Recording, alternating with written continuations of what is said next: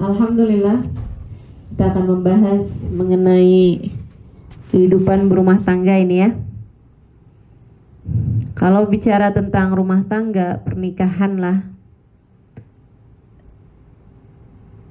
saya selalu melihatnya sebagai sesuai dengan prinsip Islam ya. Karena memang saya kalau liatin pernikahan itu tiap orang, bahkan mungkin tiap daerah, tiap kalangan punya persepsi yang berbeda-beda tentang pernikahan. Ada yang menganggap pernikahan sebagai penyatuan cinta, kan begitu? Ada juga yang menganggapnya sebagai penyatuan keluarga, dari dua keluarga menjadi satu gitu. Ya, yang kebanyakannya itu tadi yang saya sampaikan, Bu. Mereka menganggap pernikahan sebagai sebuah penyatuan cinta. Jadi kayak sebuah pernikahan itu seolah-olah harus dibangun dengan rasa cinta di antara keduanya. Gitu. Nah, sementara Islam tidak menganggap pernikahan seperti itu. Islam tidak menganggap pernikahan sebagai penyatuan cinta dari seorang laki-laki dan seorang perempuan. Gak gitu konsep nikah dalam Islam. Konsep nikah dalam Islam adalah ibadah. Nah, ini luar biasa ya. Sebab kalau saya perhatikan, kalau dikatakan bahwa konsep nikah itu adalah penyatuan cinta, itu kan berarti asasnya, dasarnya itu kan cinta. Kalau cintanya itu hilang, dan memang cinta itu rasa, hati. Rasa hati itu berbolak-balik. Hari ini cinta, kita nggak tahu 5 tahun lagi. Jangan 5 tahun lagi. 5 bulan lagi kita nggak tahu. Jangan 5 bulan, besok rasa hati kita sama dia kayak gimana, kita nggak tahu gitu.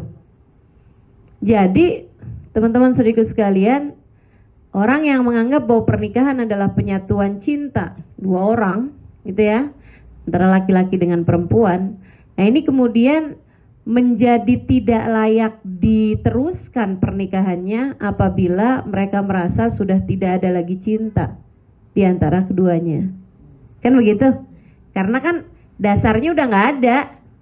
Ngapain bangun atasnya kalau dasarnya udah nggak ada gitu. Nah, sementara konsep nikah dalam Islam itu seperti yang tadi saya sampaikan. Konsepnya adalah ibadah. Gitu. Katanya Nabi Muhammad alaihissalam, "An-nikahu sunnati. Faman raghiba an sunnati falaysa minni." Nikah dalam pandangan baginda kita Nabi Muhammad, an-nikahu sunnati. Nikah adalah jalan hidupku.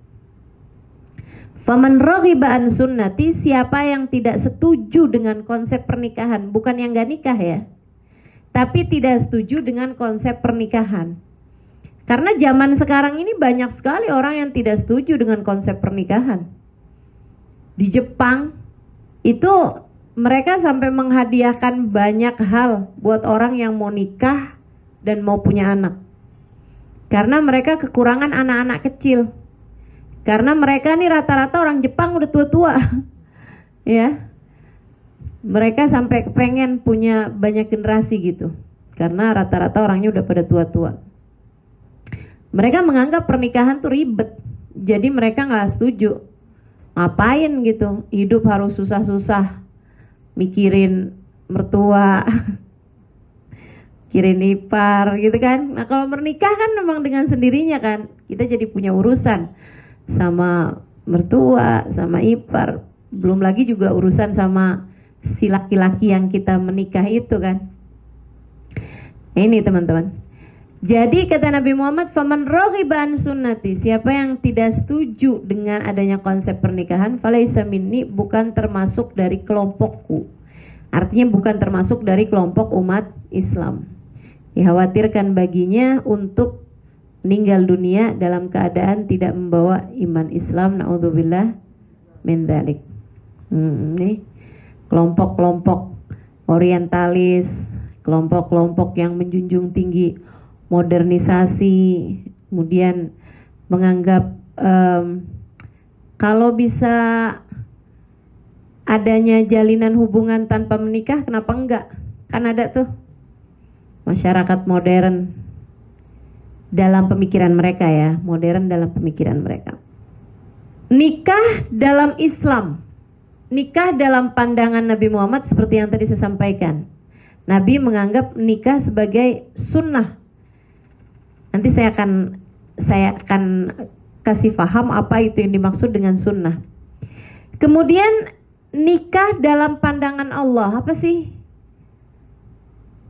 Allah menganggap pernikahan adalah unsur terpenting dalam keberlangsungan kehidupan umat manusia.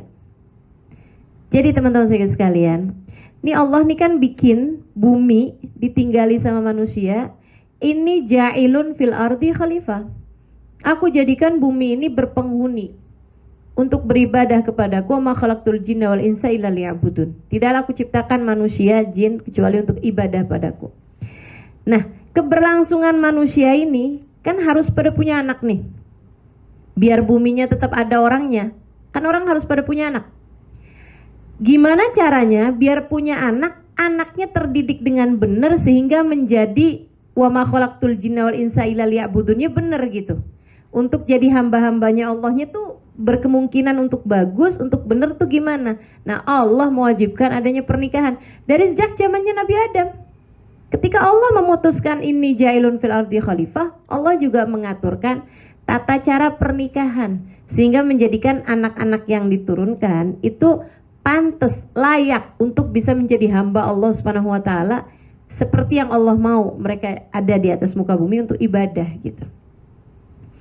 Jadi Allah Subhanahu wa taala menjadikan konsep pernikahan sebagai bagian dari keberlangsungan kehidupan umat manusia di atas muka bumi ini. Memperbanyak hambanya Allah. Memperbanyak hambanya Allah Subhanahu wa taala. Gitu ya. Jadi memang nikah itu ada untuk adanya keturunan, itu dasarnya seperti itu. Gitu. Dasarnya seperti itu. Terlepas dari tidak semua orang menikah punya keturunan, tapi memang dasar awalnya nikah itu ada, itu adalah agar keberlangsungan umat manusia berketerusan di atas muka bumi ini sebagai umat yang mungkin untuk bisa menjadi hamba Allah Subhanahu wa taala yang saleh-salehah. Berada dalam pendidikan orang tuanya di awalnya, mendapatkan cukup banyak kasih sayang sehingga mereka bisa merasakan kasih sayang Allah Subhanahu wa taala dan keagungan Allah dalam kehidupan mereka. Begitu. Ma min nabiyyin illa wa nakah. Tidak ada satu nabi pun kecuali semuanya menikah. Ada satu aja nabi yang belum nikah. Karena keburu diangkat. Namanya Nabi Isa. Dan karenanya Nabi Isa nanti akan turun lagi ke atas muka bumi. Diturunkan lagi nanti sama Allah Subhanahu wa taala di atas muka bumi untuk menyempurnakan bagian dari agamanya yang belum dianggap sempurna itu tadi karena belum menikah. Nanti Nabi Isa ini akan menikah dengan seorang perempuan dari umatnya Nabi Muhammad tentu saja ya, yang namanya Rodiyah. Namanya Rodiyah, dan Rodiyah ini nanti akan dapat julukan Al-Gharra. Rodiyah Al-Gharra. Al-Gharra itu yang terang benderang wajahnya. Rodiyatul Gharra. Dari hal ini bahkan Imam Al-Haddad dulu menamakan putrinya dengan nama Rodiyatul Gharra. Kata Imam Al-Haddad, ini udah di zaman akhir, siapa tahu anak saya nanti akan menikah dengan Nabi Isa. Teman-teman sekalian, jadi ini Nabi Isa ini akan turun lagi karena untuk menyempurnakan setengah dari agamanya tadi ini ya, akan menyempurnakan agamanya. Dianggap belum sempurna dengan tidak menikah. Jadi tidak ada satu nabi kecuali semuanya nikah. Gitu. Dari Nabi Adam sampai ke baginda kita Nabi besar Muhammad sallallahu alaihi wasallam semuanya menikah sebagai bagian dari sempurnanya beragama. Konsep nikah sebagai bagian dari ibadah. Nah, Nabi Muhammad alaihissalam mengatakan an-nikahu sunnati. Nikah adalah sunnahku. Apa maksudnya sunnah? Apakah sesuatu yang kalau dikerjakan berpahala, ditinggalkan gak dosa? Kan terjemahan sunnah biasanya seperti itu. Yang dimaksud dengan sunnah di sini di kata-kata ini adalah sunnah secara arti kata, arti bahasa, bukan secara arti istilah. Yang dimaksudkan oleh Nabi Muhammad dalam hadis tadi yang nikah sunnati, nikah adalah sunnahku, nikah adalah jalan hidupku. Jalan hidup, pilihan hidup yang dipilih oleh baginda Nabi besar Muhammad sallallahu alaihi wasallam. Yang mana semua jalan hidup pilihan Nabi Muhammad alaihi wasallam menjadi ibadah. Mau itu ibadah wajib, mau itu ibadah sunnah yang dikerjakan oleh kita umatnya. Katanya Allah Subhanahu wa taala dalam Al-Qur'an, "Qul in kuntum tuhibbunallah fattabi'uni yuhibbukumullah wa yaghfir lakum dzunubakum." Qul, sampaikanlah kepada umatmu ya Nabi Muhammad, in kuntum tuhibbunallah, kalau kalian ngaku cinta sama Allah, fattabi'uni, ikuti aku. Artinya kamu mau dapetin cintanya Allah, kamu mau raih cintanya Allah, kamu konsentrasi untuk bisa dapetin surga, kepengen bisa dapet ridhonya Allah, maka caranya adalah fattabi'uni, ikuti Nabi Muhammad. Nah, pengikutan kepada Nabi Muhammad ini namanya mengikuti sunnah, mengikuti cara hidup, mengikuti jalan hidupnya Nabi besar Muhammad alaihissalam. Dengan cara itu, dengan cara kalian beribadah mengikuti Nabi Muhammad, yuhibbukumullah, kalian akan dicinta oleh Allah Subhanahu wa taala, wa yaghfir lakum dzunubakum, dan akan diampuni dosa kalian oleh Allah. Artinya bahwa mengikuti terhadap sunnahnya Nabi Muhammad alaihi salatu wasalam, itu ya, baik yang kemudian berhukum wajib ataupun yang berhukum sunnah, adalah satu-satunya cara untuk kita bisa meraih cinta dan ridhonya Allah Subhanahu wa taala. Nggak ada cara lain. Termasuk di antara mengikuti sunnahnya Nabi Muhammad itu adalah dengan menikah. Maka menikah ini adalah pengikutan terhadap sunnahnya Nabi Muhammad yang dimaksud dengan ibadah yang dapat mendekatkan kita kepada Allah dan mencari ridhonya Allah Subhanahu wa taala serta mencari cintanya Allah. Jadi ini Islam memandang konsep pernikahan ibadah, teman-teman saudara sekalian. Ibadah. Yang namanya ibadah, kamu jangan ngarepin balasan ketika kamu melakukannya. Ibadah tuh urusannya kamu kerjain sekarang, balasannya ntar. Kan begitu? Semua ibadah kan? Kita kan kayak begitu tuh. Ibadah apa? Ibadah sholat. Kita kerjain sekarang. Apakah ngarepin balasannya di saat sholatnya tersebut itu kamu mendapatkan balasannya? Kan enggak. Puasa, iya lapar. Tahajud, ya ngantuk, gitu ya. Baca Quran, ya apa? Ngantuk juga. Semua jenis ibadah itu kita ngelihatnya sebagai sebuah perjuangan. Puasa, perjuangan menahan lapar. Tahajud, perjuangan menahan kantuk. Kan begitu ya? Hadir majelis saja perjuangan menahan ngantuk juga. Teman-teman sekalian, jadi semua jenis ibadah itu adalah perjuangan. Kamu nggak bisa ngarepin dapat balasannya di saat mengerjakan ibadah itu sendiri. Kamu akan dapat balasannya sesudah kamu selesai mengerjakan ibadah itu. Demikian pula dengan ibadah pernikahan. Kamu jalanin di dunia dengan cara yang sebenar-benarnya, yang sebaik-baiknya. Jangan ngarepin balasannya di saat kamu menjalankan ibadah tersebut. Balasannya kapan? Entar kalau udah selesai. Kapan udah selesai? Entar kalau kamu mati.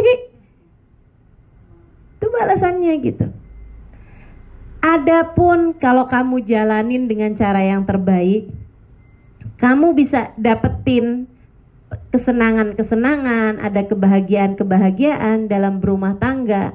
Ketika kamu menjalankan rumah tangga tersebut dengan baik, itu saya lihatnya sebagai semacam DP dari Allah Subhanahu wa taala, sebagai semacam uang muka dari Allah Subhanahu wa taala untuk Allah mau ngasih tahu gitu. Nih, saya kasih kesenangan dikit dulu nih. Nih DP-nya aja. Ntar kesenangan yang sesungguhnya akan saya kasih nanti di sana. Sehingga teman-teman saya sekalian, kalau kamu ngerasa kok rumah tangga saya nggak ada seneng-senengnya, kamu malah mesti curigain. Karena kok rumah tangga saya isinya sengsara terus ya, kok saya susah terus ya ini dalam berumah tangga. Jangan-jangan itu DP-nya. DP untuk sesuatu hal yang lebih buruk nanti di sana karena kamu belum menjalankan rumah tanggamu seperti yang Allah mau. Gitu. Sama halnya dengan sholat. Sholat ibadah, jangan ngarepin balasan di dalam sholat tersebut. Balasannya sesudahnya, kan gitu ya. Balasannya di akhirat gitu. Balasannya nanti sesudah kamu meninggal dunia gitu. Nah, tapi di dalam sholat itu sendiri kita merasakan ketenangan hati, kita merasakan doa-doa kita terijabah, kita merasakan nikmatnya dekat sama Allah, kan gitu ya. Nah ini teman-teman sekalian, rasa-rasa yang ada di saat kamu sholat sebagai semacam DP yang Allah Subhanahu wa taala berikan, bahwa sholatmu yang membuat ketenangan di dunia ini akan membuat ketenangan besar bagimu kelak di akhirat. Sholatmu yang membuatmu merasa nikmat di saat sujud, ini akan membuatmu nanti di hari akhirat lebih lagi kamu dapat kesenangannya. Demikian, termasuk juga saat kita berbuka puasa, kita seneng ketika buka puasa, gitu kan ya. Karena makan makanan tuh, ya Allah luar biasa ya puasa itu ya. Sampai teh manis aja rasanya bisa beda kalau buka puasa. Gitu kan. Suara azan itu loh jadi merdu kalau udah waktunya buka puasa.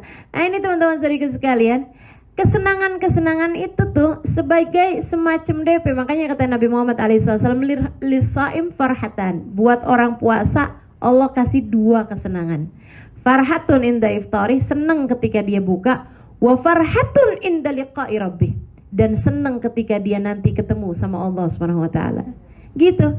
Jadi kesenangan ketika buka, kesenangan ketika berjumpa dengan waktu maghrib, itu adalah semacam DP yang Allah Subhanahu wa taala bayarkan untukmu demi untuk kesenanganmu nanti itu ketika kamu berjumpa dengan Allah Subhanahu wa taala. Demikian pula sekali lagi dengan pernikahan. Makanya teman-teman saudaraku sekalian, pernikahan yang tidak berbahagia harus kamu curigai. Jangan-jangan itu sebagai semacam DP yang Allah Subhanahu wa taala kasih tahu padamu bahwa ini nikahmu ini, pernikahanmu ini tidak seperti yang aku inginkan. Nih, kamu udah susah kan? Nih kalau diterus-terusin bisa bikin kesusahan panjang bagi kamu nanti di akhirat. Gitu. Karena memang yang namanya pernikahan itu teman-teman saudaraku sekalian adalah ibadah. Yang ibadah tuh kamu kerjakan di dunia untuk kamu dapat balasannya kelak di akhirat. Jangan pernah lupa itu.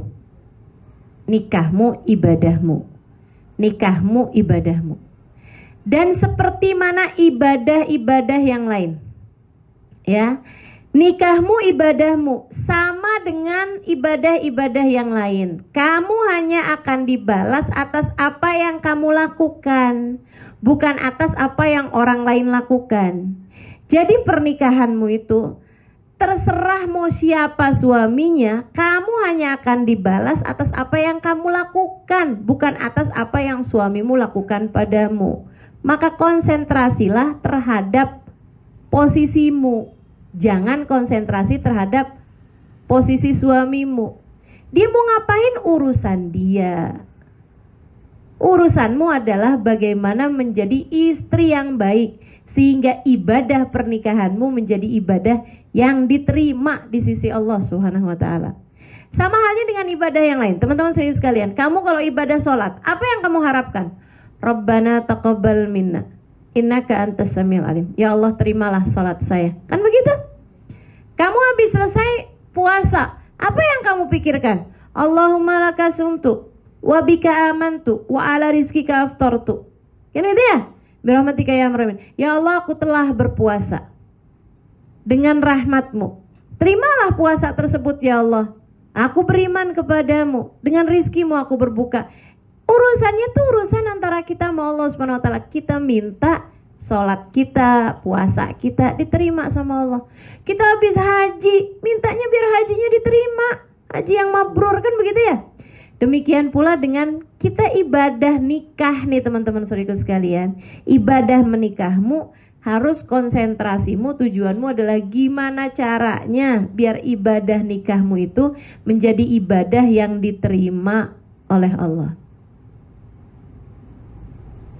Ibadah nikahmu gimana caranya biar ibadah tersebut layak diterima di sisi Allah. Sekarang coba masing-masing lihat. Ini kan saya rasa hampir semuanya istri ya. Nggak ada yang suami kan di sini? Masih posisi istri? Masih. Insya Allah sah. Baik, masing-masing coba silakan pikirkan. Nih kalau kemudian Allah mau lihat gitu, maksudnya kalau ada penilaian nih, adakah ibadah pernikahanmu yang selama ini kamu jalankan sudah layak untuk menjadi sebuah ibadah yang diterima di sisi Allah? Bayangin dirimu ketika jadi istri kemarin-kemarin itu. Coba pikirin tuh, udah pas belum sama yang Allah Subhanahu wa taala inginkan? Karena sebuah ibadah bisa diterima kalau sesuai dengan apa yang Allah Subhanahu wa taala aturkan, Allah inginkan. Kita kalau sholat tapi caranya merangkak-merangkak semau kita, nggak pantas diterima. Sholat kamu harus ikut aturan. Demikian pula dengan ibadah nikah, harus sesuai aturan, baru pantas diterima di sisi Allah Subhanahu wa taala. Lah terus aturannya apa nih biar ibadah kita nih pantas diterima di sisi Allah? Ibadah pernikahan ya. Biar pantas diterima di sisi Allah nih aturannya apa? Semua hal kalau kita mau menjadikannya sebagai sebuah ibadah, misalnya makan, gitu ya. Saya mau menjadikan makan saya sebuah ibadah yang diterima di sisi Allah Subhanahu wa taala. Atau saya mau pakai pakaian. Agar pakaian saya nih dianggap sebagai sebuah ibadah yang pantas diterima di sisi Allah, saya harus pas sama dua hal. Yang pertama niat, yang kedua cara. Yang pertama niat saya berpakaian tuh apa? Kemudian yang keduanya caranya, maksudnya pakaiannya harus sesuai dengan aturan, cara-cara berpakaiannya harus sesuai dengan aturan, kan begitu ya? Nah itu. Jadi kalau dua hal ini dikerjakan, maka akan menjadikan ibadah tersebut ibadah yang pantas diterima di sisi Allah. Jika kedua hal, niat sama caranya benar. Maka dalam pernikahan juga kayak begitu teman-teman sekalian. Satu niat, dua cara. Itu mesti benar dalam ibadah nikah kita ini. Yang pertama niat. Niatmu nikah buat apa? Nggak sempet mikir Ustazah dulu. Asal ada yang ngelamar, udah alhamdulillah. Iya sih, saya juga gitu. Teman-teman sekalian, saya melihatkan niat nikah kita ini mesti kita benerin nih. Kalaupun kita udah nikah lama misalnya gitu ya, mungkin teman-teman yang lain juga ada yang nikahnya udah lebih lama dari saya, ada yang lebih sebentar, ada yang lebih sebentar juga ya dari saya. Nah ini teman-teman sekalian, kita perbaharui niat nikah kita. Kalau memang kemarin-kemarin nggak kepikiran untuk urusan niat, kita benerin nikah kita menjadi lillahi ta'ala. Saya nikah ini mau nyari ridhonya Allah. Saya nikah ini nih, ibadah pernikahan saya nih, saya mau cari cintanya Allah. Saya mau cari ridhonya Allah. Saya mau cari cintanya Nabi Muhammad. Karena saya mengikuti sunnahnya beliau. Saya mengikuti jalan hidup beliau. Saya mau nyari surga. Teman-teman saudaraku sekalian saya muliakan, asli kalau diterima ibadah nikah kita itu, gampang banget mau masuk surganya. Istri itu gampang banget mau masuk surganya. Ayyuma mra'atin salat fardhaha, shamat syahraha, wa ata'at zawjaha, faltadkhulul jannah min ayyi babin sya'at. Kata Nabi Muhammad, perempuan tuh sholat fardunya benar, puasa Ramadannya benar, yang utang-utang dibayarin, gitu ya. Dan dia tentu aja ninggalin yang haram. Maksudnya yang haram sih dia nggak ngerjain gitu kan. Dosa-dosa dia nggak ngerjain. Cuman andai dia nggak punya perkara sunnah, nggak punya sedekah, nggak punya puasa sunnah, nggak punya sholat sunnah, tapi dia punya tambahan ibadah satu ini. Apa itu? Atau az-zawjaha, nyenengin buat suaminya, taat sama suaminya, dia jadi istri yang soleha. Kalau dia meninggal dunia, boleh masuk pintu surga manapun yang dia inginkan. Istri itu sama surga dekat. Istri sama surga dekat. Nabi Muhammad bilang, ayyuma imra'atin matat wa zawjuha 'alaiha radin adkhalaha Allahul jannah. Kalau ada seorang perempuan meninggal dunia, suaminya belum. Jadi istri meninggal dunia duluan. Ya. Kemudian suaminya ridha sama dia. Waktu meninggal nih suaminya ridha sama dia, adkhalaha Allahul jannah. Allah memasukkannya ke dalam surga. Banyak hal Allah tasamuh, Allah maklumi, Allah hapuskan. Hanya karena dia adalah seorang istri yang ketika meninggal suaminya ridho sama dia. Banyak hal Allah skip. Kamu nih hidup pasti punya banyak kesalahan, pasti punya banyak kekurangan. Kita nih hidup punya banyak kekurangan, punya banyak kehilafan, punya banyak kurang-kurang gitu kan, punya banyak salah. Tapi begitu kita meninggal dunia, suami kita bilang, ya Allah, nih istri saya ridho sama dia ya Allah. Saya ridho sama istri saya ya Allah. Kita meninggal dunia, suami kita bilang ridho ya Allah saya sama dia. Itu teman-teman saudara sekalian, ada banyak hal yang Allah skip. Ada banyak hal yang Allah Subhanahu wa taala enggak peduli gitu. Ini kurang ini kurang ini tuh Allah lewatin semuanya. Ada banyak hal yang Allah lewatkan sehingga Allah kemudian adkhalahallahul jannah, Allah memasukkannya ke dalam surga. Surgamu sebagai seorang istri deket banget teman-teman saudara sekalian. Jangan dilewatkan peluang ini gitu. Hanya karena kamu mengikuti keegoisan diri, hanya karena kamu mengikuti ketamakan hati, hanya karena kamu mengikuti ambisi, kepengen ini, kepengen itu, merasa terdolimi, merasa terhianati, dan rasa-rasa lain yang membuatmu lepas dari kesempatan dan peluang untuk menjadi istri yang solehah. Ini rugi kita kalau sampai kita terkalahkan dengan keadaan sehingga tidak menjadikan kita istri yang solehah. Peluang surga, teman-teman saudaraku sekalian, peluang surga. Ketika kamu menjadi seorang istri yang solehah, surga perlahan-lahan pintunya sedang dibukakan untukmu. Jangan ditutup, sayang. Gak ada yang sebanding. Gak ada yang sebanding. Sekali lagi, tidak ada yang sebanding. Mau rumah mewah, mau kendaraan mewah, mau apapun bentuknya, gak ada yang sebanding dengan surganya Allah. Maka jangan pernah mau tukar kesempatanmu untuk menjadi istri yang solehah dengan apapun. Sebab tak ada yang sebanding dengan surga Allah Ta'ala. Ingetin itu.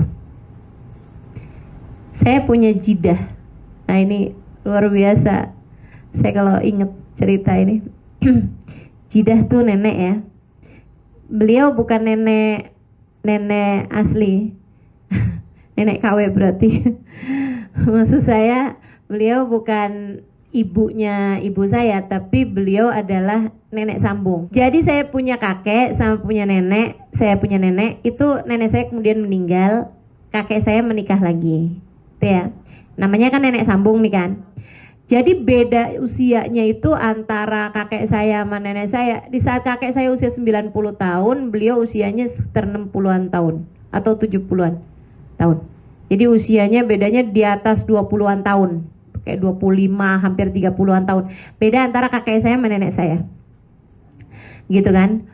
Tapi kami semua nih, nenek sambung kami nih, kami sayang semua sama beliau. Karena beliau tuh orangnya sangat penuh cinta, penuh kasih sama cucu-cucunya gitu. Walaupun bukan cucu asli beliau gitu ya. Tapi semua disayangin, semua disenengin, semua diiniin sama dia gitu. Diopenin lah gitu ya sama nenek kami ini. Orangnya Masya Allah gitu. Terus beliau ini, kakek saya ini, alhamdulillah tuh teman-teman saya sekalian, sampai dengan usianya 90 tahun nggak punya sakit apa-apa. Nggak darah tinggi, nggak kolesterol, asam urat, gula darah tuh nggak punya sama sekali. Jadi sehat sampai usia 90 tahunan, 91, 92, itu beliau masih suka naik sepeda pancal. Jadi kalau dengar saya datang tuh ke kampung gitu, itu beliau duluan nyampe ke rumah sebelum saya nyampe ke rumahnya kakek saya gitu. Cuman di usia 92, 93-an tuh mulain beliau pikun. Nah itu kalau bisa dibilang sakit, satu-satunya sakit yang beliau alami gitu kan. Dan subhanallah, beliau orang sangat menyenangkan nih kakek saya ini. Dan saya nggak pernah ngeliat orang pikun lebih menyenangkan daripada kakek saya. Pikunnya itu seru gitu. Kadang-kadang nih ya, saya mau salaman gitu, adik saya mau salaman, terus beliau bilang gitu, maaf, saya lagi punya wudhu. Kan padahal cucunya ya nggak batal wudhunya. Masya Allah. Ntar tuh pas bulan Ramadan gitu, dia nanya sama anaknya gitu, nih hari apa? Hari Senin. Oh saya mau puasa padahal bulan Ramadan. Maksudnya mau hari apa juga kan sudah mau wajib puasa gitu. Beliau udah lupa gitu kan. Masya Allah gitu. Sangat menyenangkan. Kapan lagi beliau lupa semua bahasa kecuali bahasa Arab. Ini aneh bener gitu. Saya sampai jadi mikir gitu, gimana kerjanya otak ya, ruwetnya luar biasa, maksudnya sangat complicated ya otak manusia itu. Bisa pikun itu bisa ganti-ganti gitu, ntar pikun bahasa, ntar pikun mukanya orang, ntar pikun apa gitu, subhanallah, sampai bisa dibikin tesis tuh kayaknya tuh pikunnya kakek saya. Nah, di saat beliau pikun itu usia 94-an gitu ya, 95 tuh tambah inian pikunnya, tambah semakin menjadi-jadi gitu kan, sampai nggak inget siapa-siapa gitu. Pada saat itulah nenek yang usianya waktu itu hampir 70-an saya kira ya, itu mulai sakit, dan sakitnya jadi tambah semakin berat. Di saat kakek tuh udah lupa siapa nenek. Jadi subhanallah, kakek saya itu lupa sama perempuan tapi ingat sama laki-laki. Jadi beliau lupa sama ibu saya yang adalah anaknya, tapi ingat sama abah saya yang adalah menantunya. Di saat istrinya sakit udah nggak berdaya, maksudnya udah di atas tempat tidur kena stroke. Itu beliau kerjaannya suka pergi ke rumah anaknya yang laki-laki, namanya uak saya ini ya, paman saya, namanya Abdurrahman. Dia bilang gitu, Man, katanya gitu, ada orang sakit di rumah nggak pulang-pulang. Berarti itu istrinya.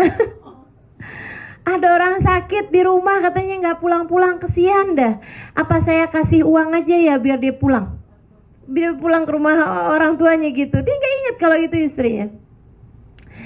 Sampai kemudian di saat yang lagi kondisinya kayak begitu, nenek saya meninggal. Saya ada di sana, jadi saya tahu banget ini cerita ini nih teman-teman. Saya lagi ada di sana ketika dapat kabar bahwa nenek itu kayak kena serangan gitu kan. Akhirnya dibawa pergi ke rumah sakit, tapi di jalan sudah habis. Iya, di jalan udah meninggal dunia. Kemudian dipastikan oleh pihak rumah sakit untuk periksa gitu bahwa memang udah nggak ada gitu kan.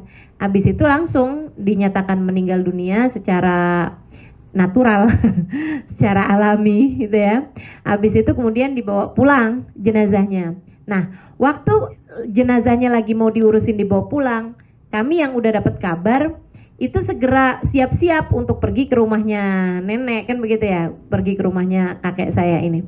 Abah saya segera tuh pergi ke rumah kakek saya itu untuk, maksudnya untuk berduka cita lah, walaupun agak bingung duka citanya karena beliau bahkan nggak inget gitu kalau punya istrinya udah meninggal gitu.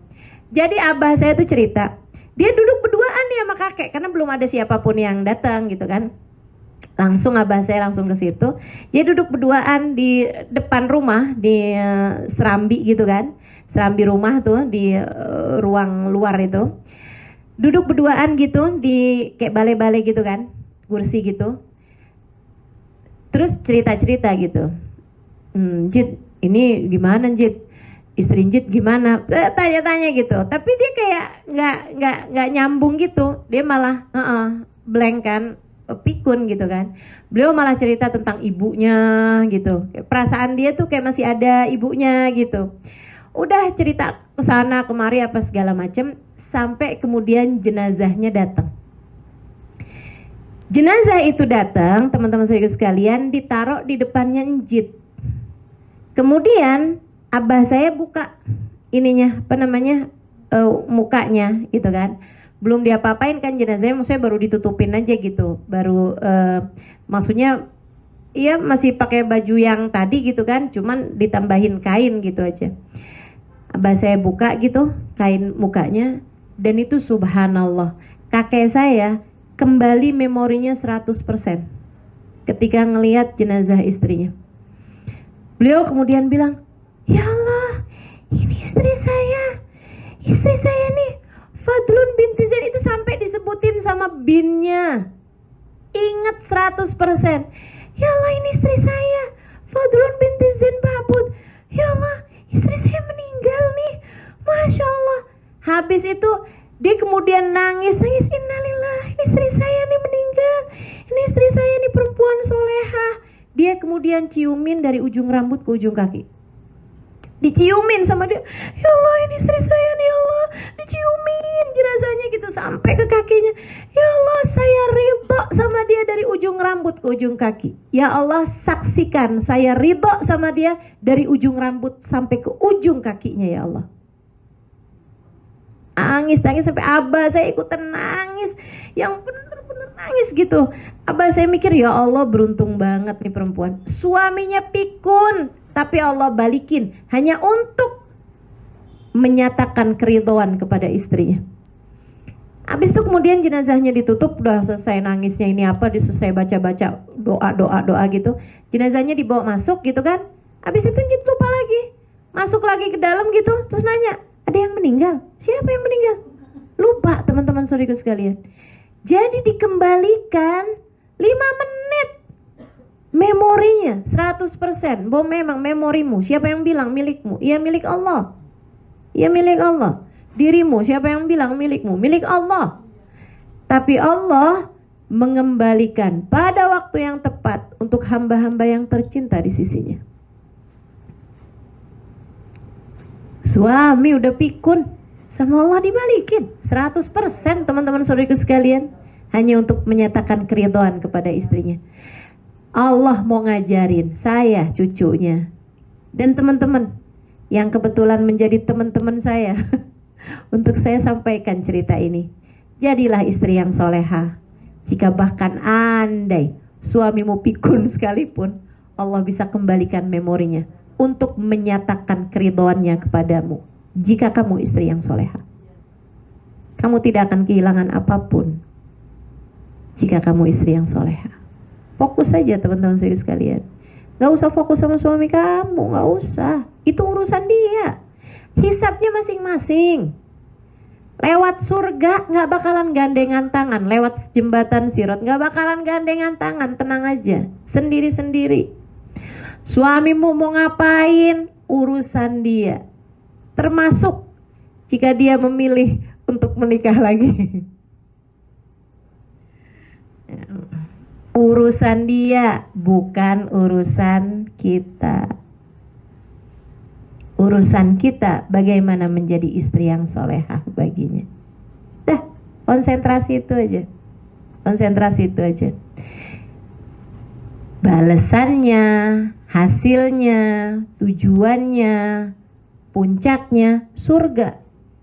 Dan jangan mau kalahkan surgamu dengan apapun. Sekali lagi, jangan mau kalahkan surgamu dengan apapun. Jadi dalam segala keadaan, menanglah, sebab yang kamu pertaruhkan adalah surgamu sendiri. Jangan mau kalah, teman-teman saudara sekalian.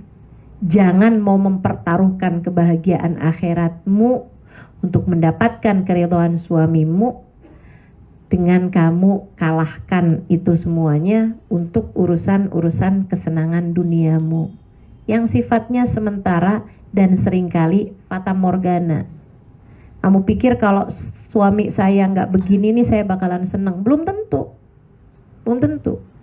Kalau aja saya punya suami yang begini-begini saya pasti senang. Belum tentu. Belum tentu. Kalau saya nggak kawin sama dia nih, saya kawin milihnya sama dia, saya kayaknya senang. Belum tentu. Jadi jangan mau tuh. Itu tuh talbis iblis. Itu tuh kayak permainannya setan, ngerusakin pikiran kita gitu loh. Biar kita nggak konsentrasi sama surga kita, sama jalan yang sudah dipilihkan oleh Allah SWT buat kita, teman-teman.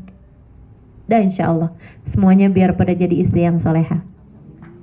Niatin nikahmu mau nyari surga, mau ibadah sama Allah, mau nyari ridha Allah SWT. Satu. Terus yang kedua caranya, ini benerin niat sama benerin cara. Caranya gimana sih? Nabi ketika ditanya, ya Rasulullah, istri yang solehah itu yang bagaimana? Nabi Muhammad kasih tahu, allati asarratka hina nazarta ilaiha, ata'atka hina amarta ilaiha. Terus kemudian hafizat malaka wa nafsaha hina ghibta anha. Nah, ini 3 hal dikasih tahu sama Nabi Muhammad tentang istri yang solehah itu yang bagaimana. Yang pertama, yang menyenangkan ketika kamu memandangnya. Yang kedua, yang patuh ketika kamu memerintahkan kepadanya. Yang ketiga, yang dapat menjaga harga dirinya dan hartamu, ada atau tidak adanya dirimu. Ini 3 hal tuh yang menyenangkan ketika dipandang,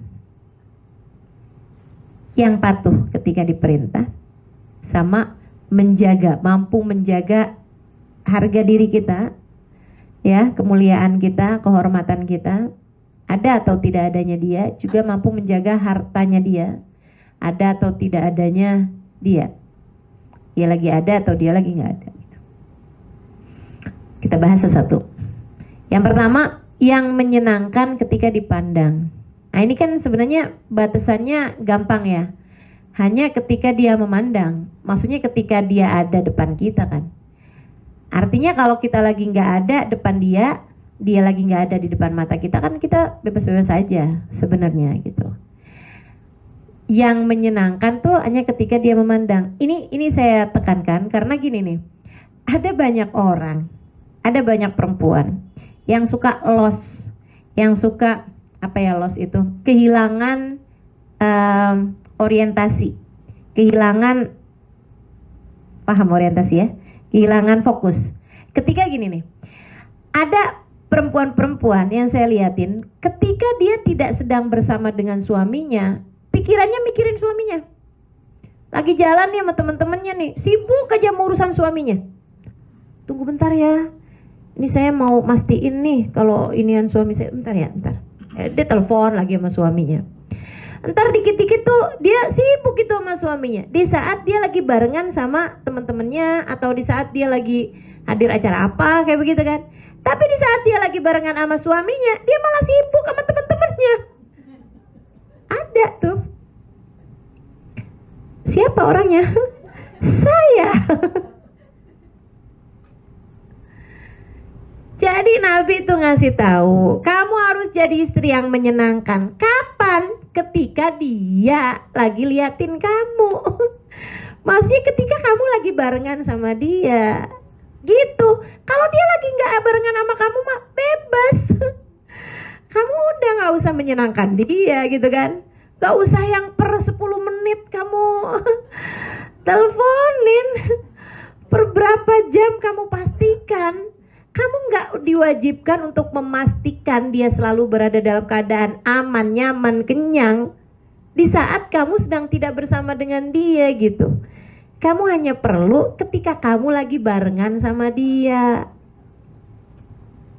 Kalau lagi barengan sama dia, nah tuh, yuk kita sama-sama belajar gitu ya.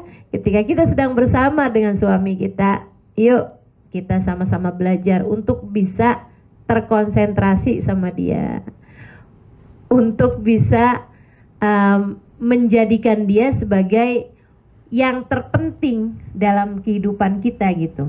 hanya ketika kita barengan sama dia aja, gitu kan? Iya, konsentrasi kepada hal yang lain, tuh belajar buat dikurangin, gitu kan? Apa yang dia mau kita kerjain, apa yang dia pengen kita lakukan, kita lakukan gitu. Kalau dia lagi cerita, ya kita dengerin, gitu ya. Kalau kita ada bikin salah, ya udah minta maaf, gitu. Kalau dia lagi ngomel, ya kita kalau nggak salah salahin.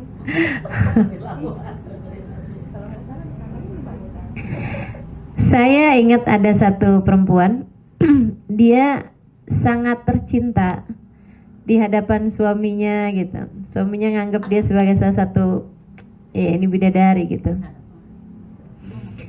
Terus di hadapan anak-anaknya, keluarganya, semua sayang banget gitu sama dia. Saya lihat di YouTube, maaf ya, kan kita belajar dari mana aja kan, ya. Dia diwawancara, pakai bahasa Arab ya ini ya, orang Arab.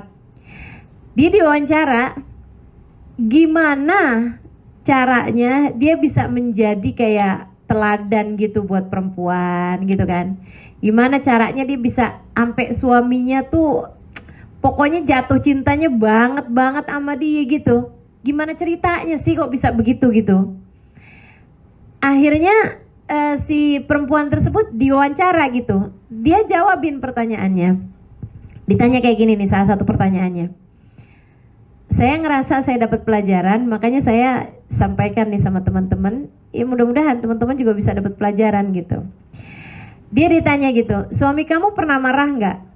Pernah, dia bilang dulu masih awal-awal nikah lebih sering. Sekarang udah nenek-nenek ya, masih udah kayak umurnya 60-an tahun ke atas gitu.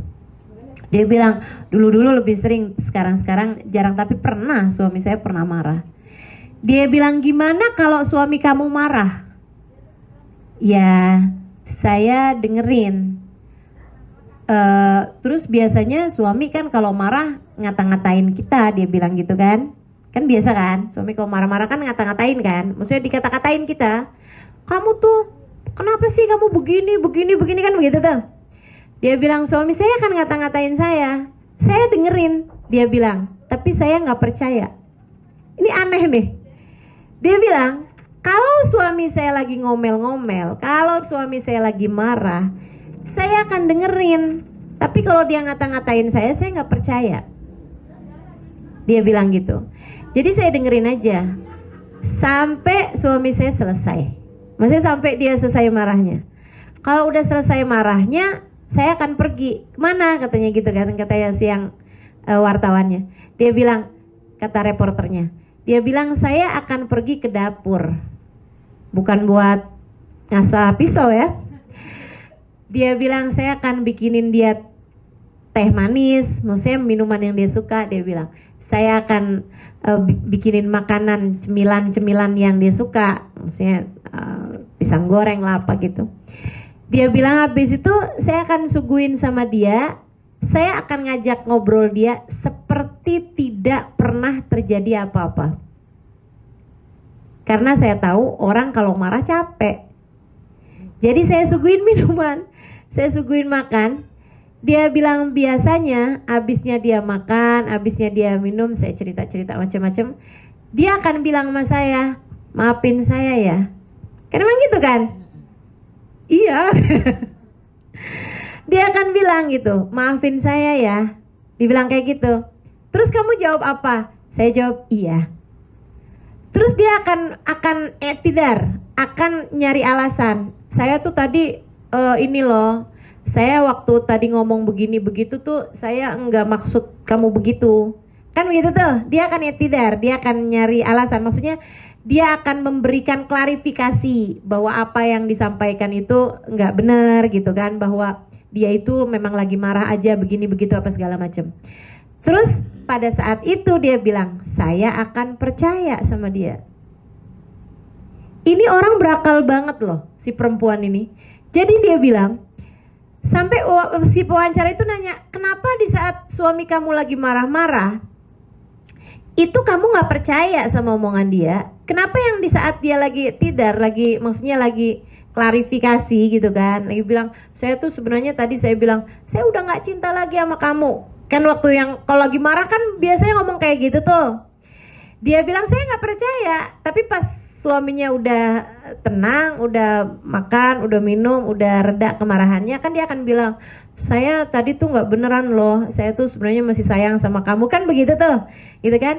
Saya justru percaya, gitu. Dia bilang, kenapa kamu bisa nggak percaya waktu dia marah dan kamu bisa percaya waktu dia udah nggak marah? Dia bilang, karena saya tahu Nabi Muhammad bilang orang kalau lagi marah hatinya dimain-mainkan sama setan. Saya kalau percaya waktu dia marah, artinya saya lebih percaya sama setan daripada percaya sama dia. Saya lebih percayaan sama dia kok daripada sama setan. Berakal nih orang. Jadi kalau suamimu lagi ngomel-ngomel, yaudah biarin aja. Kalau dia lagi ngata-ngatain kamu, saya tuh udah gak sayang lagi sama kamu, saya tuh udah sebel sama kamu, saya tuh udah gak tahan hidup sama kamu gitu. Diliatin aja, tapi jangan percaya. Siapa bilang, alah sayang gitu kok. Nggak percaya saya sama kamu. Liatin aja, tapi nggak usah dijawabin juga ya. Nanti dia tambah marah. Ya udah aja gitu, kayak dengerin gitu kan, kayak ini gitu. Kalau perlu kamu minta maaf gitu kan, iya maafin saya. Udah gitu aja. Kalau dia lagi marah, nih ya teman-teman saudara sekalian, marah kan gak enak. Jangan mau ketularan. Kalau dia lagi marah, udah biarin dia aja yang marah, kamu jangan. Suami saya pernah bilangin saya, dia bilang, ini suami saya ya, nih ucapan dia nih, kadang-kadang bijak. Kadang-kadang. Dia bilang, suami istri itu kayak orang naik ayunan.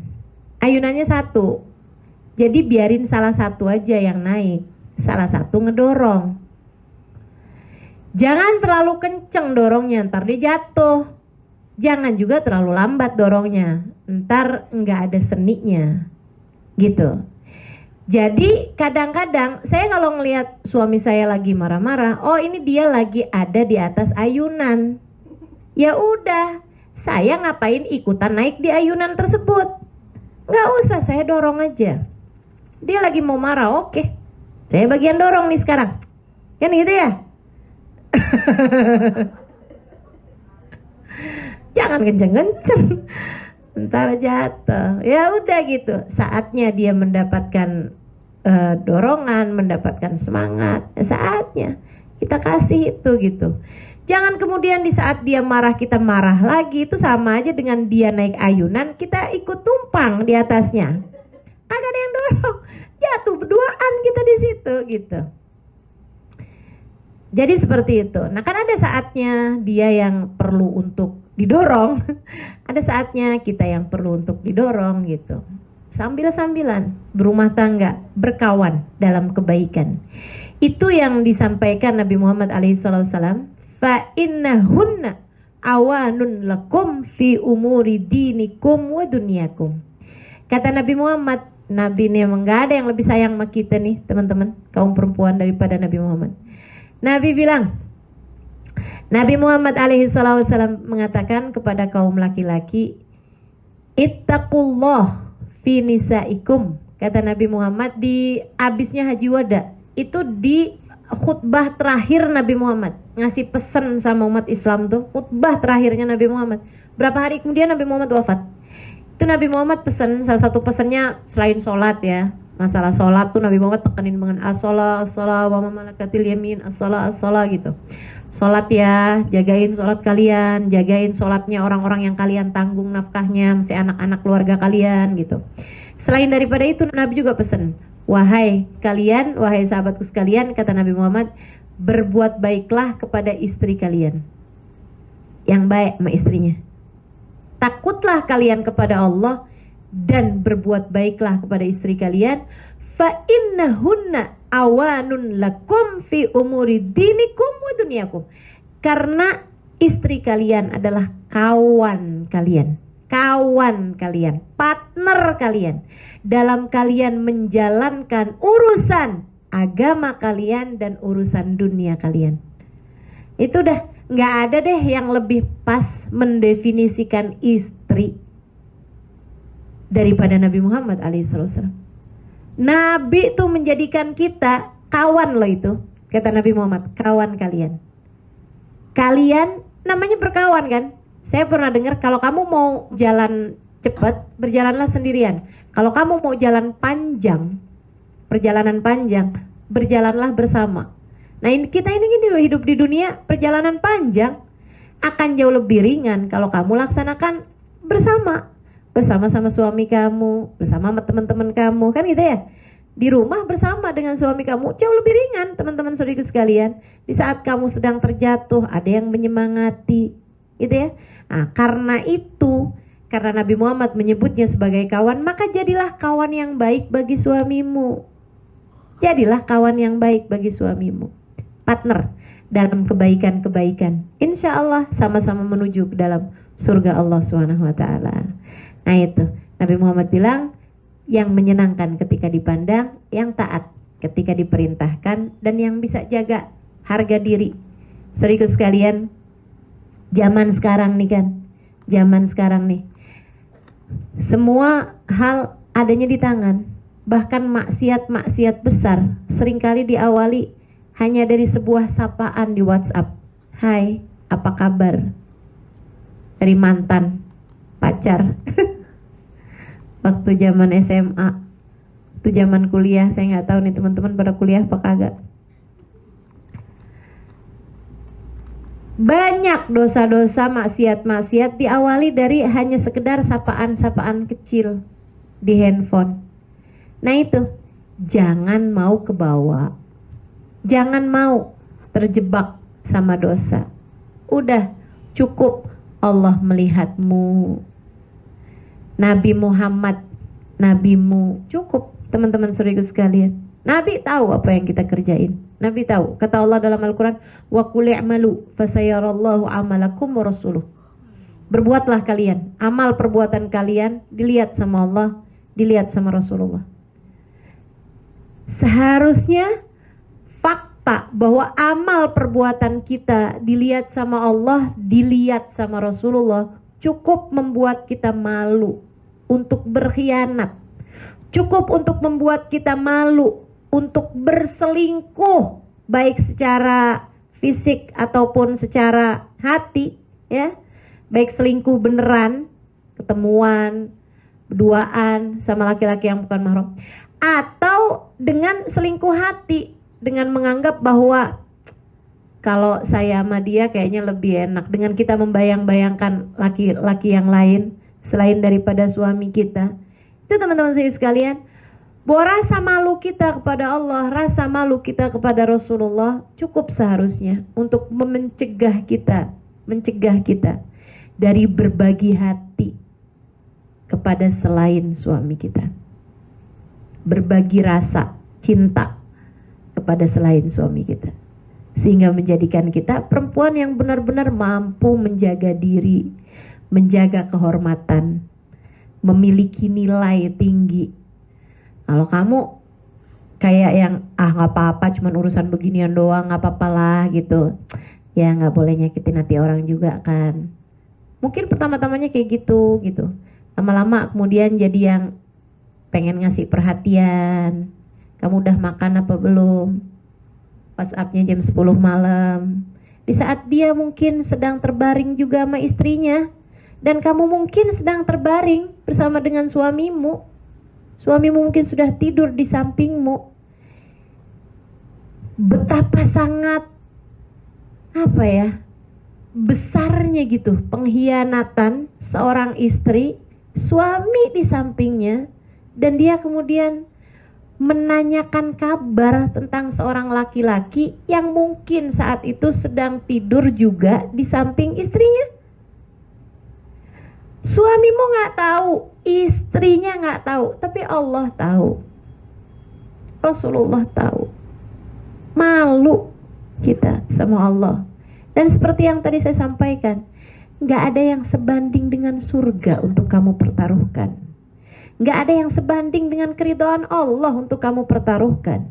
Jangan kemudian kamu lihat, abisnya suami saya nggak ada perhatiannya, ini kan lumayan. Ada orang nanyain saya udah makan malam apa belum.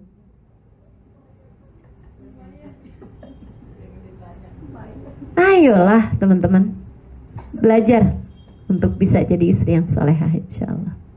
Sebab seperti yang tadi saya sampaikan ya, balasannya, tujuannya, hasilnya adalah surga Allah Subhanahu wa taala. Balasannya, hasilnya adalah ridhonya Allah Subhanahu wa taala. Tujuannya, hasilnya adalah kebersamaan dengan Nabi besar Muhammad sallallahu alaihi wasallam kelak di surga nanti.